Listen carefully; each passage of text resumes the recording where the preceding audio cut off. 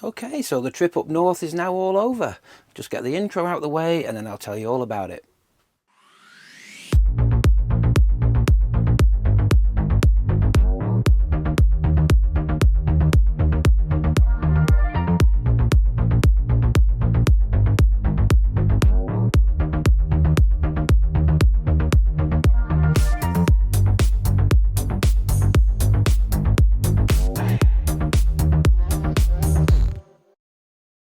So thanks for sticking with us. We're now back at home, well, back at our daughter's house. We had the last couple of nights in Cervantes, which was very nice, and then we headed back for a couple of appointments in Perth. On the way, we stopped in at Jurien Bay and had a lovely little walk along the promenade there. That was really nice. It's a really, really nice coastline at Jurien Bay, as you can see. Fueled up there. Have a check out this tyre that we saw. I think that one has seen slightly better days. What do you think? We also, whilst in Jurien Bay, as you've seen in previous videos, we were plagued with flies. Tremendous amount of fly problems.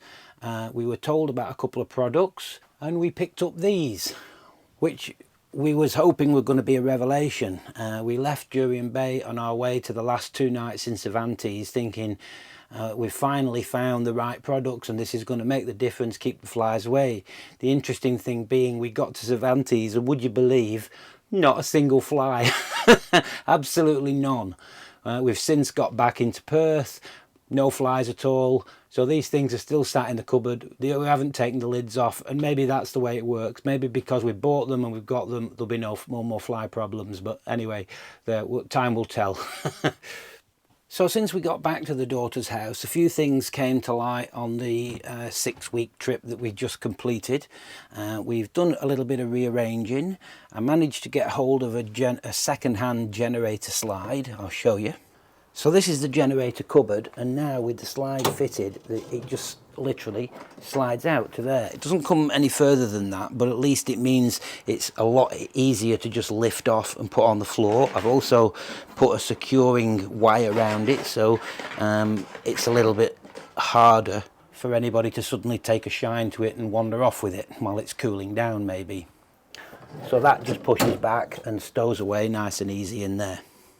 I've also had a bit of a rearrangement of the storage cabinets on the outside of the van.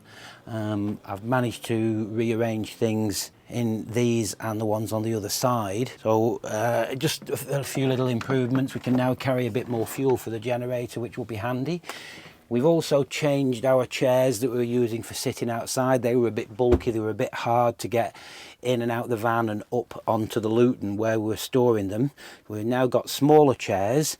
These are called Explore Life chairs with a little built-in table. They're really nice, and they all also fold up really small, and they just fit on the Luton, as you can see, really nicely. So that's all nice and neat. We've got some better storage boxes behind those, and everything else just fits up there quite nicely. We've got different beds for Sid, because keeping his beds washed and clean and not smelling was proving to be a little bit difficult. You can't wash dog beds on caravan sites, they won't allow it, and it wouldn't fit in our washing machine, so we've changed his beds to something a bit more practical. All my model stuff, my model planes and helicopter, are all up there. That's something I might show on a later video somewhere along the line. And we've just generally had a little bit of a reorganise. We learned quite a few things on this last trip. We've taken quite a bit of stuff out of the van that we didn't need. We've come with a list of things that we did need. So we've just generally had a little bit of a rearrangement. No real issues while we was away. One of our cameras on the back, we have 2 cameras on the back, one faces backwards, one looks directly downwards. One of those actually stopped working. It must have just been a faulty camera. While we've been here, the last couple of weeks now we've been here, the van's been in and had its 3-month service, and they actually put us 2 brand new cameras on, so that's all done and sorted. One thing we did do, we learned that if you put the air fryer on this little unit here and you don't pay attention to where the vent is, it melts the plastic on there.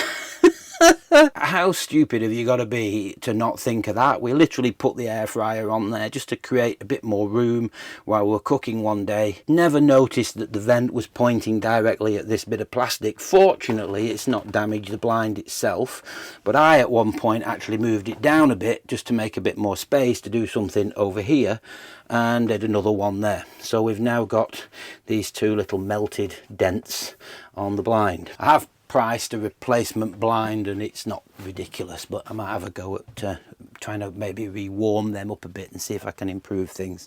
Another little improvement that we made was we noticed that a lot of people were using orange or yellow lighting on site, so we changed the lights that are over the big vent inside the motorhome here.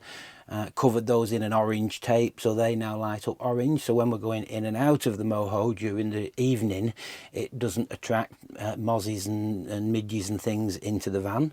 I've also changed the outside light. There's one by the handle and one on the side of the van for orange ones. As you can see, that one is now orange, and also this one lights up orange. Hopefully that'll make a difference in that it won't attract mozzies to the van in the evening. And the other little purchase that we've made is this. It's a side screen to the awning. So now when the awning comes out, the side screen is effectively rolled into it, and that will sort itself out in just a second. Obviously the side screen needs to be pegged down, and we've also got, just let that sort itself out. There it goes. There are lights there which also light up orange. It's a bit hard to tell in the daytime. Same idea, keep the mozzies away. So this will serve a couple of purposes. It'll stop the sun from beating in under the awning when it's that way, and it also keeps a little bit of wind off us and basically just gives us a bit more privacy. Also, at the push of a button, it just rolls itself back up and disappears where it came from. And there it goes, and it just puts itself away. Cool, eh? So I've spent the whole of this afternoon cleaning and polishing one side of the van. So this side is all nice and neat and shiny. The front and the back and the other side still need to be done. God, it's big. It's like the Forth Bridge job. It just goes on and on. So we're now pretty much ready to set off on our next adventure. We've got a few things out the way. As I say, the van's had its 3-month service, so we're all sorted and organised, and we're ready to put what we've learned into practice. So this has just been a short one, just to bring you up to date with what's been going on.